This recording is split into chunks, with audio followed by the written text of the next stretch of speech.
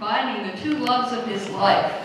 Brian has been a horticulturist now, like 10 years, and he studied at Longwood Gardens. My heart beats faster at the thought of Longwood Gardens. They're one of our nation's treasures. He studied abroad in both England and Japan, and he's now employed by Powell Gardens, so he worked out at the mothership for, almost 2 years? But now is working at Kaufman Gardens, which is also managed by Powell Gardens. And of course, the big difference is about an hour's commute time, right? And he now has time to spend in his own garden, which is always very important. Well, Brian, I'm not going to take any more of your time. Just let us have it.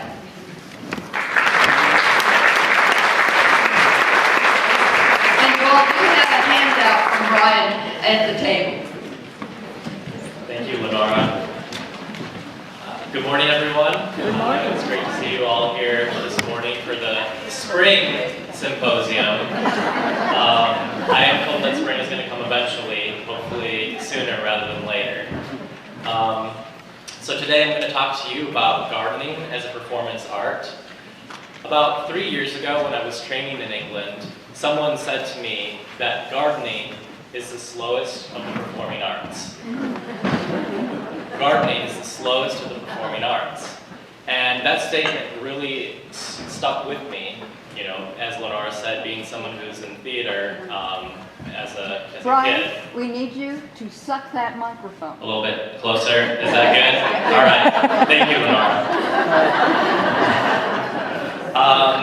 So often I see horticulture talked about more as a science, especially in the academic community. And even when horticulture or gardening is talked about in an artistic way, I see it more often talked about as a type of visual art. And the implication with visual art is that it is something static and unchanging. And I think most of us here would agree that gardens are very much not static. Have any of you ever grown wisteria? Yeah, I know. Wisteria is not static at all. So while I do think there's value in looking at gardens as a visual art, today I'm going to try and shift your perspective to get you thinking about your gardens as a performing art. So I'm going to talk a little bit about the differences between visual art and performing art, and then I'll go more in depth into what a performing art is and why I think gardening fits that description. Then I will also go about telling you how you can direct your own garden performance, and I'm going to show you how you can create a bloom sequence calendar to help you direct the timing of that performance. So why do I think this is important? Because gardens are dynamic. They change from week to week. And gardens deserve to be enjoyed completely. So what do I mean by this? Well, think about if you went to a showing of Romeo and Juliet, you wouldn't leave after the first act. But so many people might only visit a garden one time a year, or maybe a couple times throughout the summer. Now maybe, I think some of us here would be visiting gardens and enjoying gardens a little more than that. But thinking about the general public, how do we convey this message that gardens are worthy of visiting throughout the year? And that's where it gets into looking at gardens as a performing art, looking at them as a year-long performance. And I think that really elevates the value of what a garden has to offer. And I think getting you to look at your own gardens as a performing art will raise the appeal of your own garden. Let's see, I get the clicker here. So, some of you came to my talk last year about hardscaping, and you saw this slide then, that all the garden's a stage, and all the trees and flowers merely players. They have their exits and their entrances, and each plant in its time plays many parts. So last year, I focused on the stage, or the hardscaping. This year, I want to talk a little bit more about the actual performance itself. So we'll start by looking at, what is a visual art, what is a performing art? A visual art is artwork, such as painting, photography, or sculpture, that appeals primarily to the visual sense and typically exists in permanent form. So an example here of a painting. All very familiar with this. Again, the implication is that, this is something a little more static, permanent, unchanging, whereas a performing art, a form of creative activity that are performed in front of an audience, such as drama, music, and dance. And maybe also gardening. So you might think of like a musical performance, singing, dance, things like that. This is a puppet show in Japan.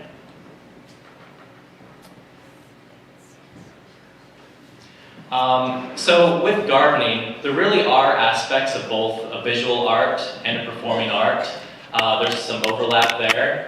And you can also think of it as a type of continuum with performing arts on one side and visual arts on the other. And I'm going to show you two examples here of gardens that I've done.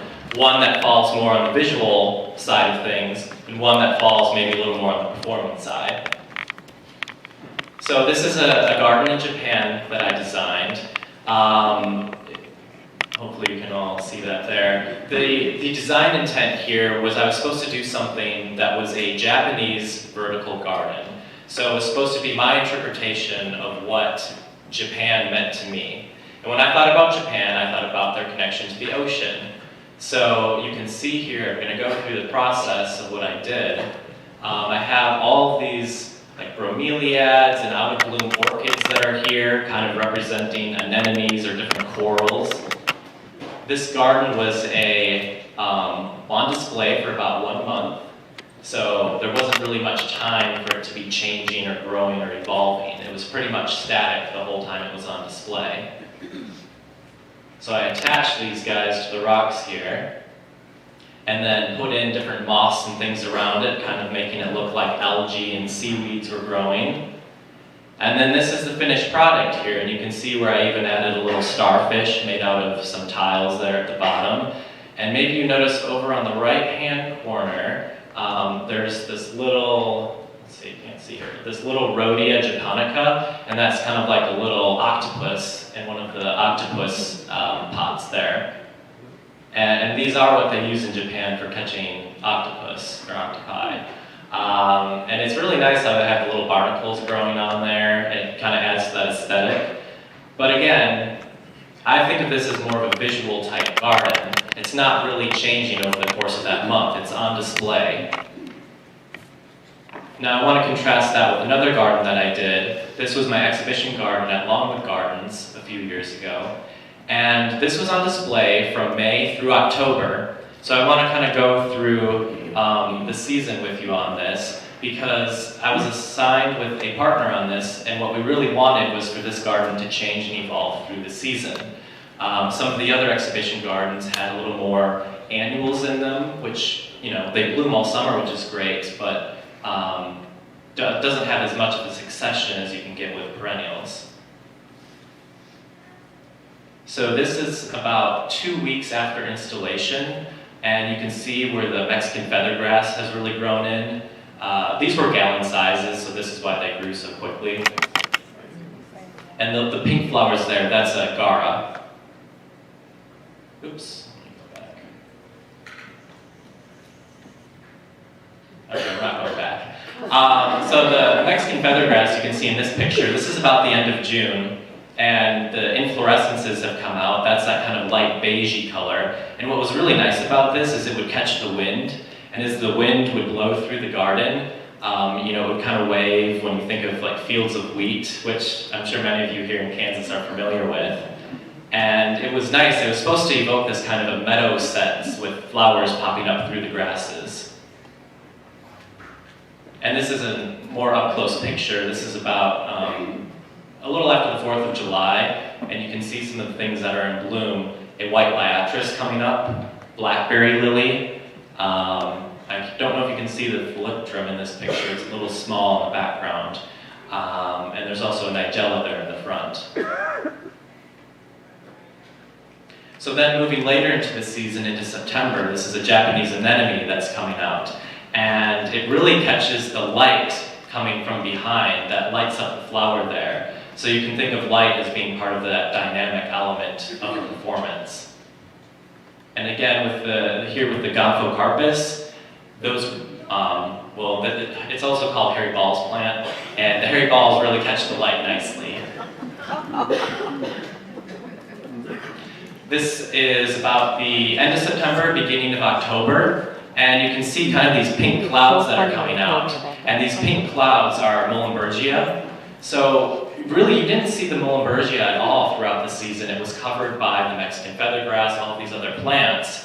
But then come the, what most people would think of as the end of the gardening season, and that's when Muhlenbergia comes out. And it also really offsets nicely with, you can see the seed pods of the blackberry lily. So you get these black, shiny pearls that set off nicely with the pink clouds of the Muhlenbergia. So this to me is an example of a really dynamic garden. It's changing, it's kind of having a performance, progresses throughout the season. And this is more of like what you would have in your own home garden. So gardening, the slowest of the performing arts, or maybe the most dynamic of the visual arts. But it definitely would fall somewhere in between, I think. So what makes a performance? Performances are dynamic. This here was a garden in Wales. The dark flowers are chocolate cosmos. And what I found really interesting is that as I walked along this border, it was cloudy when I started out, but then as I walked further down the border, the sun came out and this amazing chocolate fragrance wafted out from the chocolate cosmos. So you can think of smell even being part of that dynamic element in your garden. Light is another part of the dynamic garden. So I'm going to show you two pictures here. This one is from the front of a pennisetum, and then looking at it, when it's backlit, the light really kind of makes it glow a little bit. And a lot of grasses really do this, miscanthus, pennisetums, really any grass that has sort of an inflorescence come up, it's going to catch that light in the morning and the afternoon. Again, back to wind and movement. This is me standing in the middle of a, wheat or barley field in England, and it catches the wind. A lot of grasses are great with that as well. They can catch the wind, adding real movement, not just interpretive movement, but literal movement to the garden.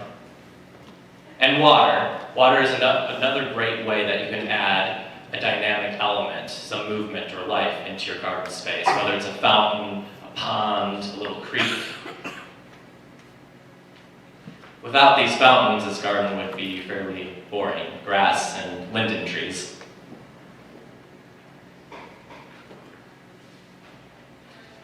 Another dynamic aspect of a performance is that succession, moving from one thing to another. So hopefully we'll be getting to this very soon, this spring, but I'm sure you're all familiar with the progression. You start with snowdrops, move on to some crocus, then come the daffodils, and then of course the tulips.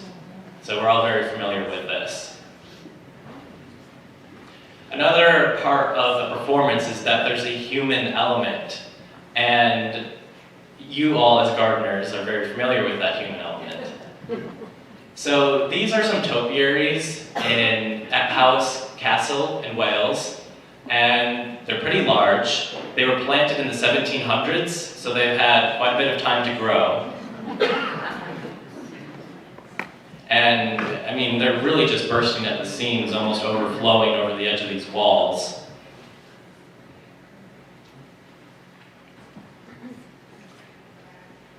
And they've taken on this sort of rounded undulation, sort of a shape to them, which is not what they were when they were first planted. You'll see that later.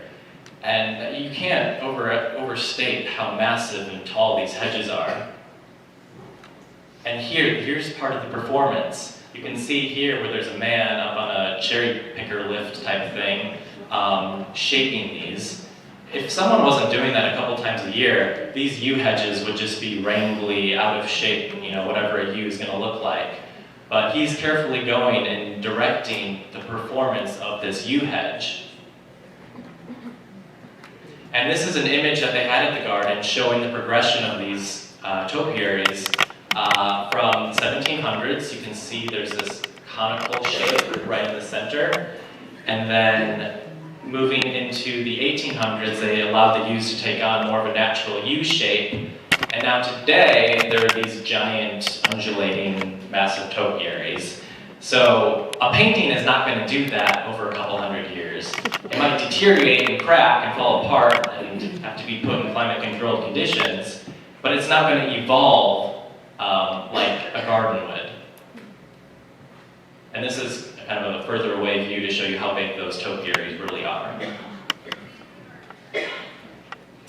Now, this is kind of hard to see on this picture here, but the Gomphocarpus, or the hairy balls, on the left-hand side of the image, these are staked in this picture with a bamboo stake.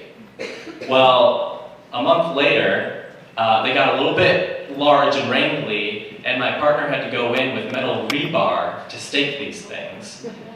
So you're all familiar, you have to pinch your plants, you have to deadhead them, you have to stake them.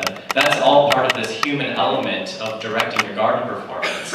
If you weren't doing these things in your garden, you probably wouldn't really look like much of a garden. It would look more like a weed patch or an overgrown Gomphocarpus that's laying on its side because the wind blew it over.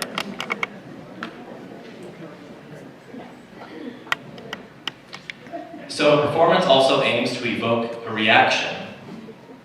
A lot of people would probably see this and be impressed just by the sheer scale and the 24-karat gold statue fountain.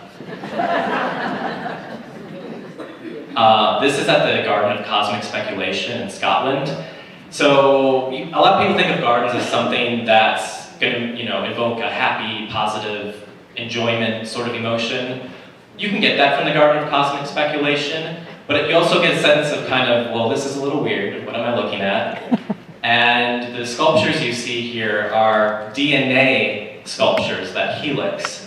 And the boxwood parterres in the garden actually mimic the helix of a DNA structure. So it's taking on this really sort of weird cosmic look at a garden. And this is from the same garden as well, these big, windy, mounded landforms. So now, what does a performance accomplish? Well, a performance should tell a story of some sort. And to give you an example of that, this is, I believe, Packwood House in the UK. And you can see the large topiaries there in the background. And all of these topiaries actually represent something. It's sort of an allegory. It's a biblical allegory. So a lot of the ones, the topiary here in the foreground, are the parishioners listening to Jesus' Sermon on the Mount. And in the way back, and I'll show you this from the next image here, this is the mount, and there's Jesus, the topiary, standing on the mount, and he has the 12 apostles there just in front of him. So this garden tells sort of an allegory of a story. There's many different ways you can tell a story, and we'll go into that a little bit later when we talk about themes. So a garden may entertain. This is a friend of mine at Chanticleer Garden enjoying the stone chair. Or my husband talking with a topiary bear. Kids loved the topiary at this garden in Madison, Wisconsin. And kind of a similar thing, evoking reactions and emotions. See this man here kind of looking down at the water at this Chinese garden in Portland, Oregon. Clearly having a sort of contemplative moment that this peaceful garden has evoked in him. And there's my husband again, touching a sensitive plant. So some of you may know the sensitive plant, when you touch it, the leaves fold up. And of course kids really love this because, wow, look at the plant moving. And these ladies here are enjoying the fall display at Longwood Gardens. So now we're going to talk a little bit about how you can direct your own garden performance. Well, you're going to need to pick your theme. One of the most common themes, of course, is going to be a seasonal progression through the year. So this is at Chanticleer Garden, a teacup garden. You can see they have these ornamental lettuces, cabbages with tulips coming up through them. But a few months later, come June, July, it's transformed into a tropical oasis. You see bananas there in the background. Those are hardy bananas. And when you zoom in a little bit closer, you can see a variegated tropical milkweed there in the foreground, some bromeliads in the background. And this is just over the course of a couple of months. Now, of course, a lot of the spring things were taken out and then replanted with the tropical things. And this is Longwood Gardens in the summer. Palms, bromeliads, fuchsia. Well, fast forward in the year, and it turns into a Christmas wonderland. One said it's coming out of the Christmas tree. So when you talk about this seasonal progression in the garden, I have a little trick that I use that really helps me plan out the bloom sequence. And if you look on the back of the handout that you have, I have it printed on there as well, so you can take this home as an example. This is a really simple one. What I do is I go into a spreadsheet and I create a column for each month where I want interest in the garden, and then I create a row for each plant that I have in that area. And I do this for color because I am a very visual person and I think color is important. I don't like to have too many contrasting colors unless that's what I'm going for. And what this allows me to do as well, you can look down each column for each month, and you might notice, oh, I don't really have very much blooming this month. Maybe I need to add something in there. Or, ooh, in that month, there's something that's contrasting that I don't like. So it allows you to look at your bloom sequence in a visual way, and you can do this for texture as well. It's a little harder to represent texture with these color blocks. But for me, the color is a little more important because I like to have color themes in my gardens. So this can be an easy way for you to do that and visualize where your weak spots are through the season.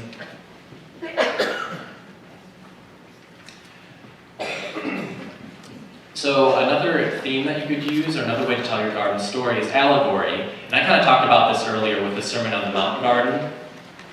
Well, one garden that is absolutely filled with allegory is Mount Stewart in Northern Ireland. And there's so much Irish mythology in this garden. There's a few things we're going to talk about in this image here. In the center, you see this red hand, and I forget what the name of the creature or the man is. It's the red hand of somebody, and it's part of this Irish mythology. But then in the far background, you'll see an image zoomed in a moment here. There's an Irish harp, which is one of the symbols of Ireland. And there is at least a third element in this picture, and I'm curious if anybody can see what it is, that third symbol. Close. It is a clover, shamrock, 3 leaves. So you see the outline of the shamrock. The actual layout of the garden itself is representing one of the symbols of Ireland. So again, there's a hand with some red salvia. And then here's the harp, a little zoomed in closer. We need to work on the strings, but it's getting there. Also at this garden, there's the Ark Garden. So the woman who created this garden, Lady Londonderry, her husband was part of this club called the Ark Club, and this was in the early 1900s, I believe. And this club had numerous members who you may be aware of, Neville Chamberlain and Winston Churchill. So each of these little statues, you see dodos and bunnies, and there's a cheetah in the background, it's a little hard to see. They all represented a different member of this club. And for Winston Churchill, she made him the old dinosaur. Not sure what she meant by that, but you can maybe make your own inference. Another example of allegory in the garden comes to us through English landscape gardens. So I don't really have enough time here to go in depth into this, but in English landscape gardens, they had these follies throughout the garden. This was in the 1700s. And these follies, in the minds of the English landowners, kind of represented government in a way, how government was a folly and this and that. You can look into that on your own time. But every English landscape garden has these follies, these neoclassical follies.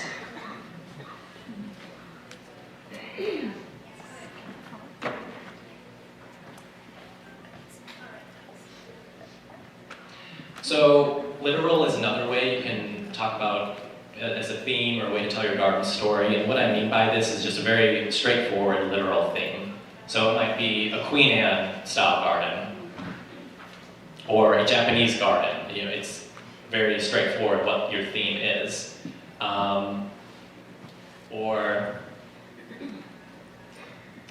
This is an example in Geneva, Switzerland. This is not a public garden. This is just a garden that I found walking about the streets between some apartment complexes. And there was no signage, no interpretation or anything, but I knew exactly what the theme was when I walked through it. This is a Mediterranean garden. So you can see here rosemary in the foreground. There's an olive tree in the background. And just to the right there is a little vineyard, believe it or not. And this is in January, by the way. Some fig trees. And this is a little bit closer up of the olive, and underneath that are all kinds of little lavenders. So, I mean, I didn't need a sign or anything. It was just very clear what this theme was between the vineyards, the rosemary, all these Mediterranean-type plants. Interpretive. So this is kind of taking, you know, maybe a more literal idea and taking your own interpretive spin on it. So again, back to Geneva. This is in one of their center squares, Geneva, Switzerland, being known for their clocks and their watches. This is their interpretation of a clock in garden form. And I really like this. It's actually very simple. There's only 3 species. And I can't help but wonder how they get the grass trimmed between all those little curly cues. There's no way you're fitting a mower in there, so I'm just imagining people on their hands and knees with scissors cutting between the swirls.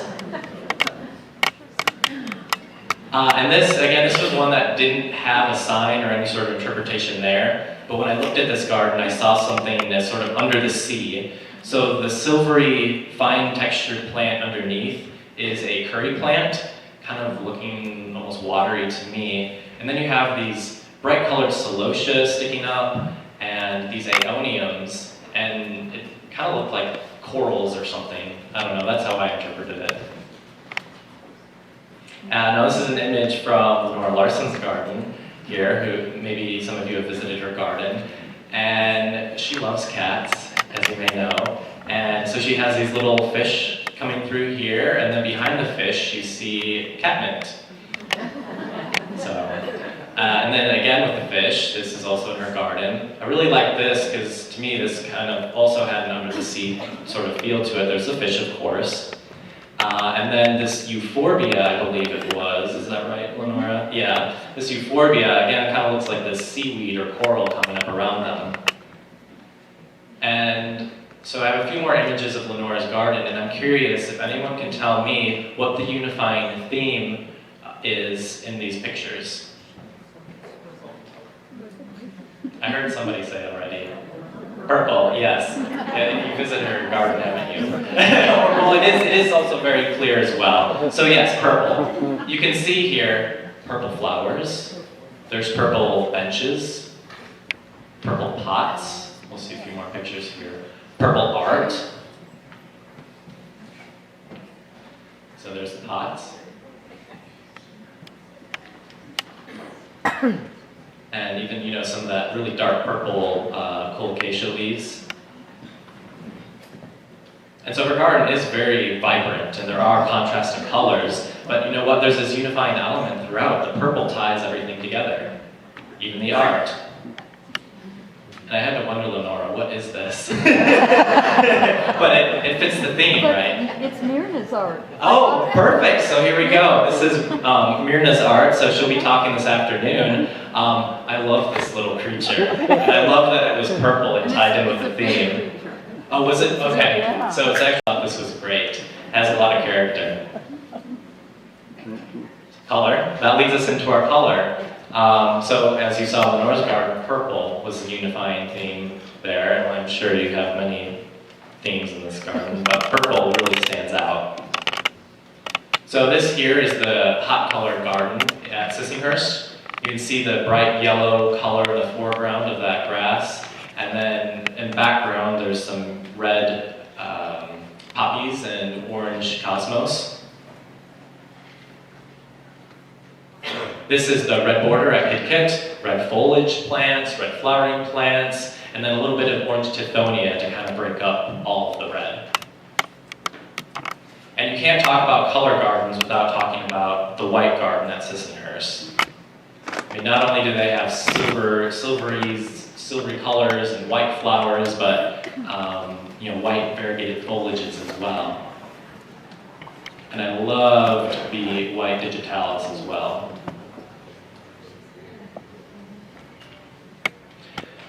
So we talked about themes, how you might tell your garden story, and now we're going to talk about the setting. And they seem very similar, but let me tell you why I think it's important to think of them differently. So your setting is how you're going to interpret your theme. So you've picked your theme. Say you're doing English. Well, I'll show you an example here. We're going to look at a couple different arts and crafts style gardens in England. You've picked a theme, but there's so many different ways you can interpret that theme. So you really need to take the time to visualize what it is you want that theme to look like in your own garden. This is an overview of Sissinghurst. In my opinion, it's a little more, the garden spaces are a little more close together.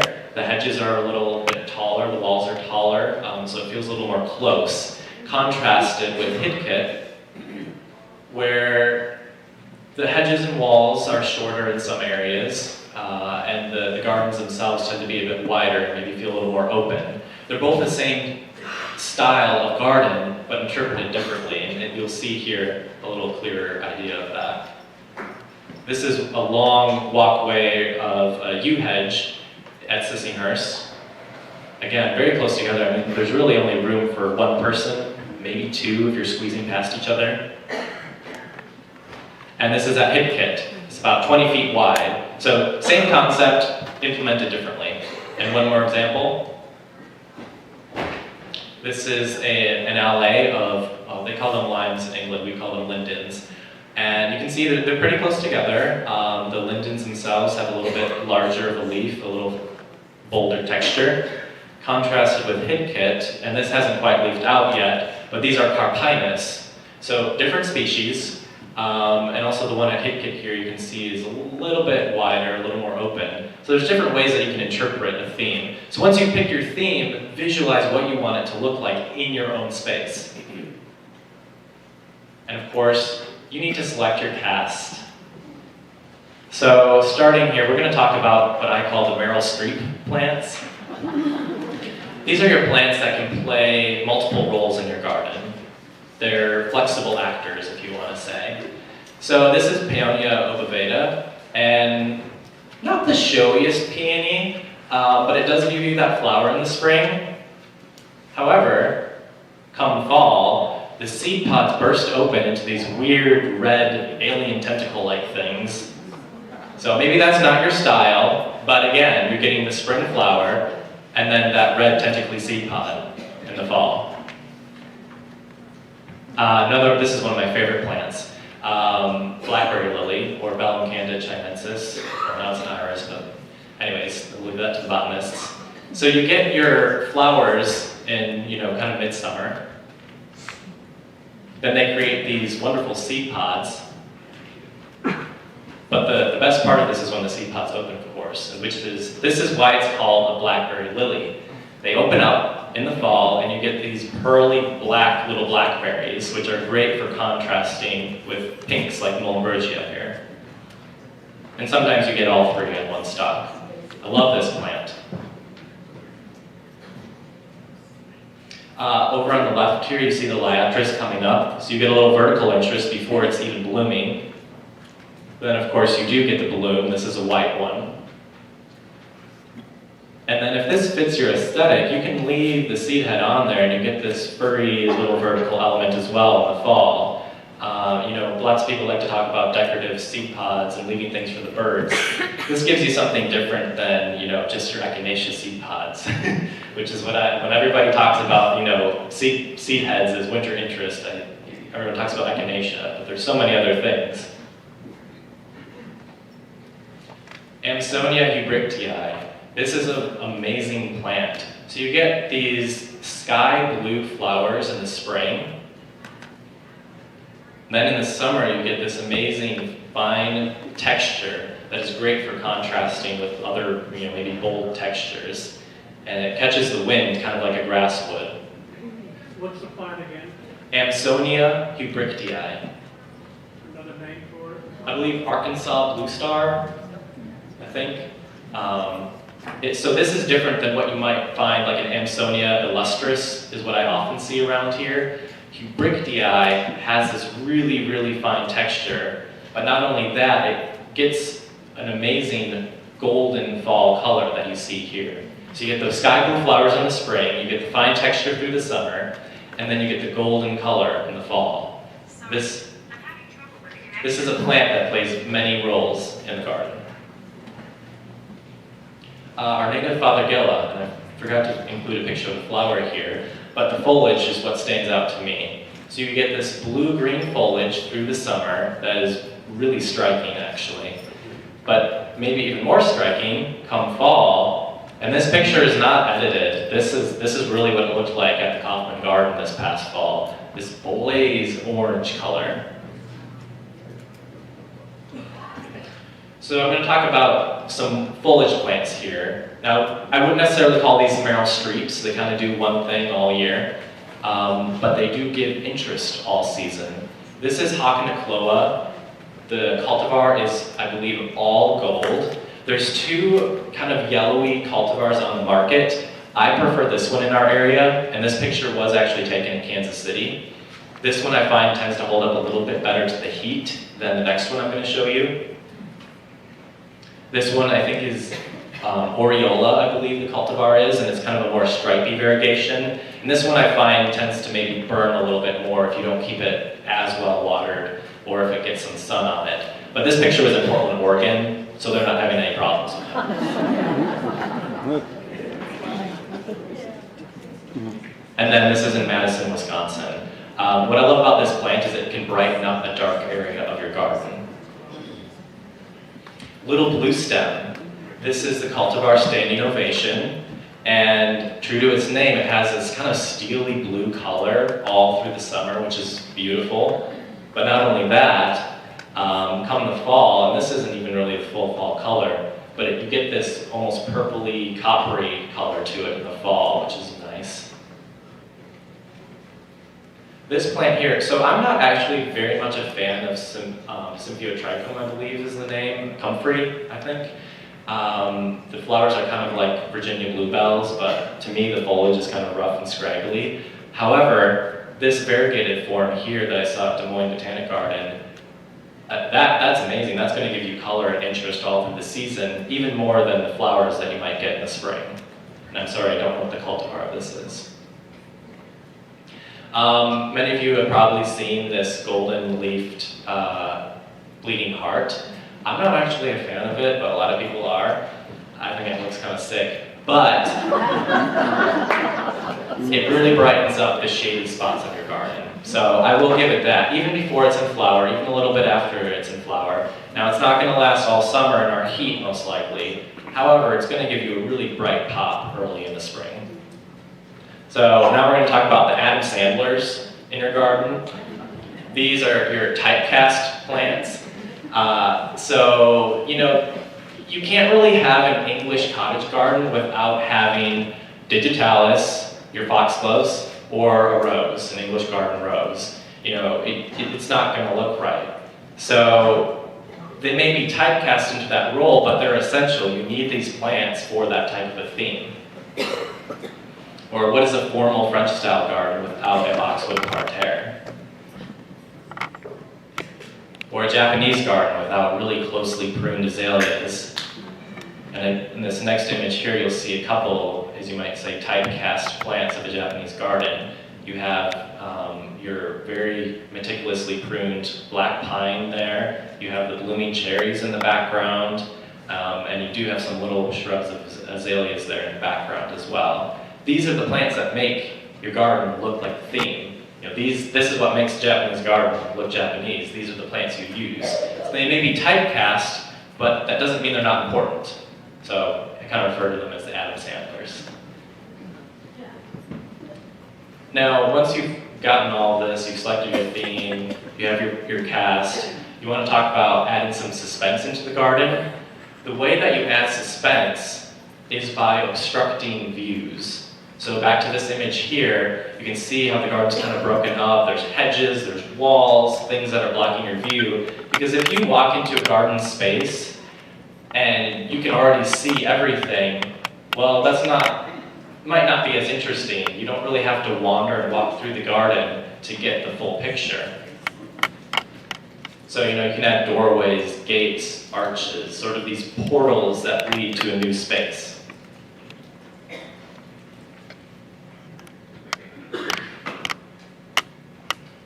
And back to this hedge at Sissinghurst. As you walk down here, there must be at least 6 cut-throughs, all that lead to a different garden space. So it's kind of like Alice in Wonderland. You're going to walk through a door and not sure where you're going. That gives you suspense. You want to see what's on the other side. Now back to this image. At the end of this, there's a gate with an amazing view. You can kind of just get a little bit of a peek or a glimpse of what that view is, but it makes you want to walk. It makes you want to go somewhere and see what's through that gate. Or, where's the end of the path? You don't know.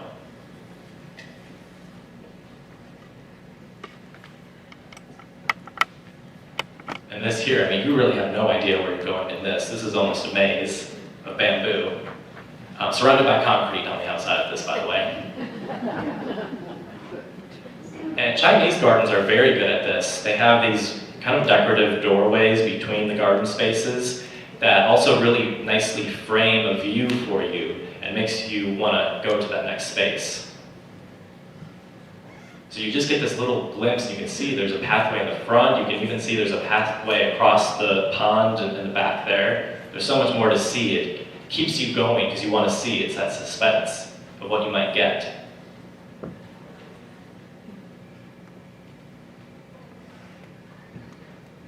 And this is in Japan.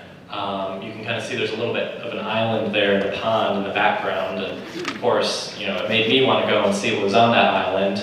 And then I was politely asked to leave because that area was off limits. But the suspense was killing me. And this is at the same garden here. You can see it's really not that big of a space. You see the building there in the background. But there's so many of these winding paths and different directions where you can go.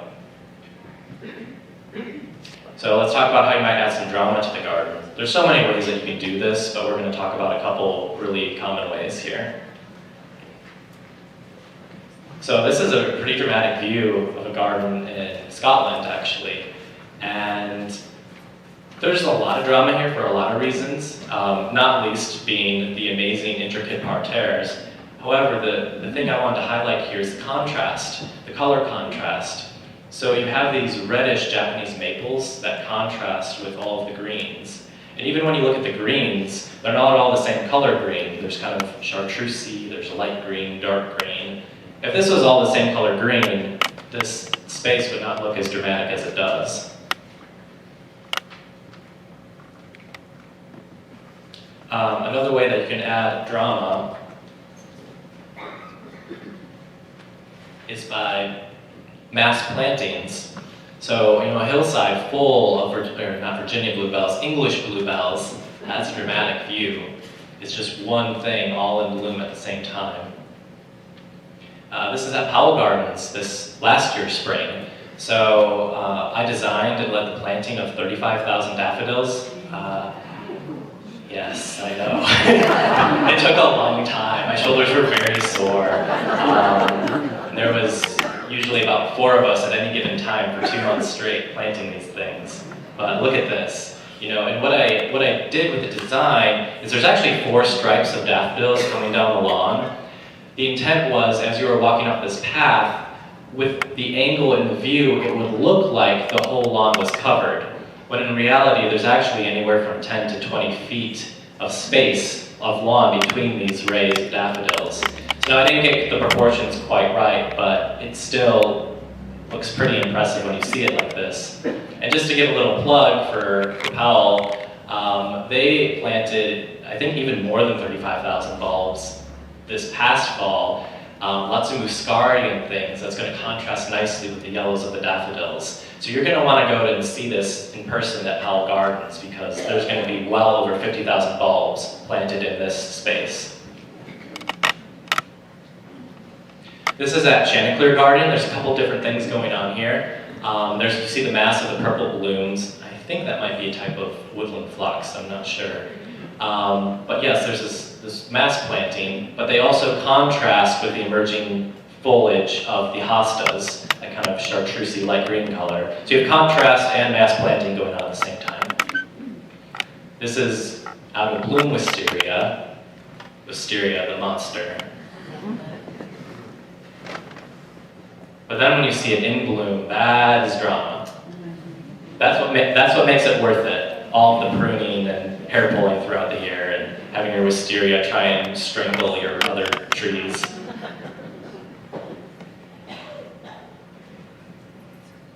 And hopefully this will be what the wisteria arbor at Powell looks like this year. We spent the last couple of years, this picture is at Longwood, but we spent the last couple of years at Powell really wrangling in the wisteria. It hadn't been pruned for about 5 years before I was the perennial gardener there. So you can imagine what a wisteria not touched for 5 years looked like. So hopefully we get a nice spring this year that doesn't give us any late frosts. Back to the contrast. So you can see here the color palette is actually very cool. There's kind of this mauve pink, dark purple and blues. But what sets that off is the yellow of the achillea over on the left-hand side. So you see the achillea and the eryngium there. That contrast together is just like a wow, dramatic moment. And even the eryngium with the kind of beigey wispiness of the grass also contrasts really nicely. I believe this eryngium is sold in the States under the name Big Blue, if I understood that correctly. This is in England, it was listed under a Dutch name. Dark purple bachelor button set with a light pink astrantia. And this I really liked because not only is there kind of this blue in the leaf of the hosta that ties in with this blue corydalus, but there's an element of contrast as well, where you get the yellow variegation in the hosta. Or dark purple salvia with a hot, hot pink salvia in front there. And this was taken last year in the Johnson County Master Gardeners Tour. This was at somebody's garden, and I really like the contrast between the blue spruce and the caramel heuchera.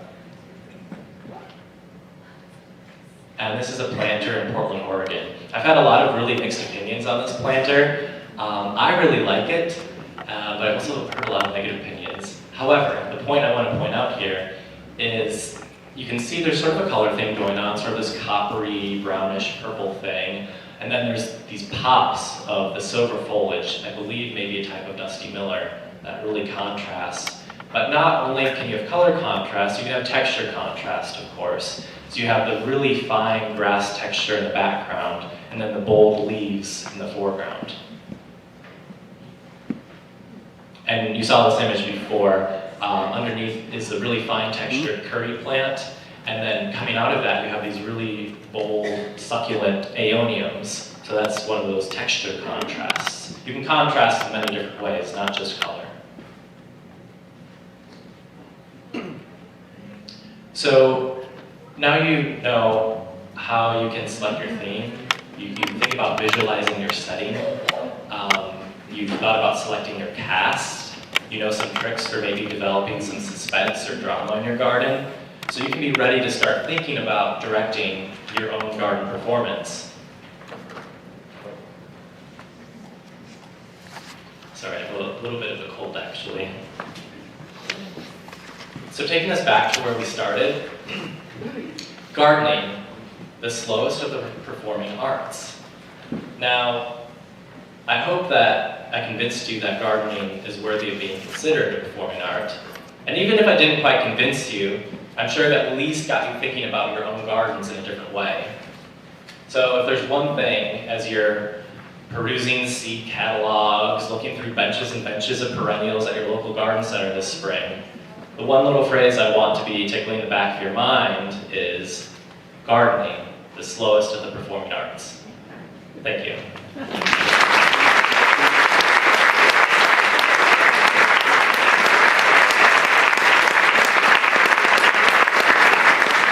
A few questions here. What are you going to do with all those daffodils whenever the bloom has passed away? Great question. So she asked what we're going to do with all those daffodils after the blooms have passed away. So we actually leave those daffodils for a few months so that the leaves can photosynthesize and create nutrients for next year's blooms. So what we did last summer, we left them until I think sometime in July probably, and then we just went through with the mower and mowed them all down and raked up the debris. So, because we want them to have a chance to get those nutrients for next year's blooms. But as you saw, they were planted in a lawn, so they're really easy to just go and then mow over once the foliage turns yellow. Any other questions?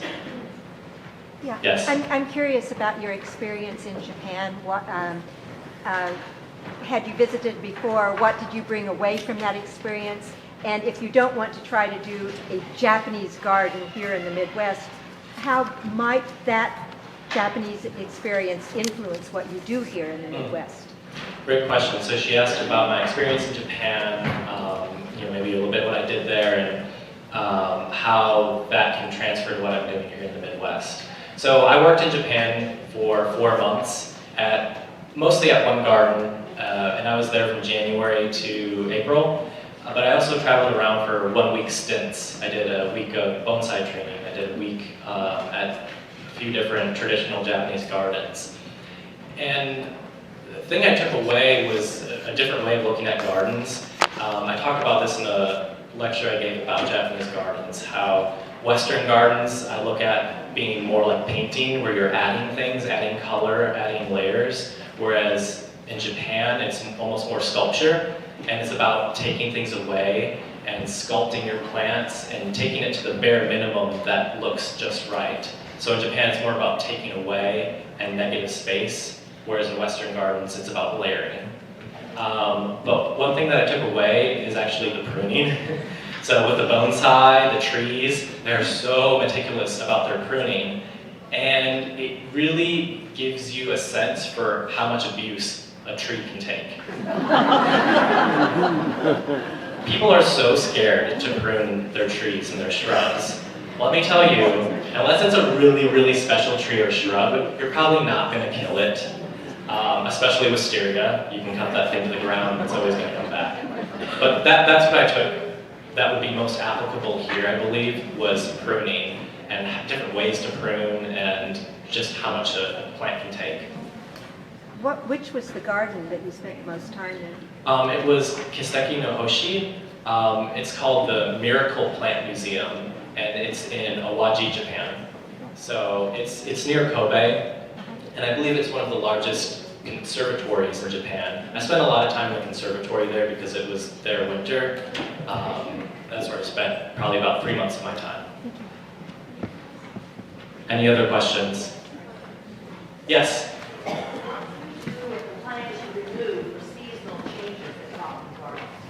The question is, what do we do with seasonal plants that we remove for changes at the Kaufman Garden?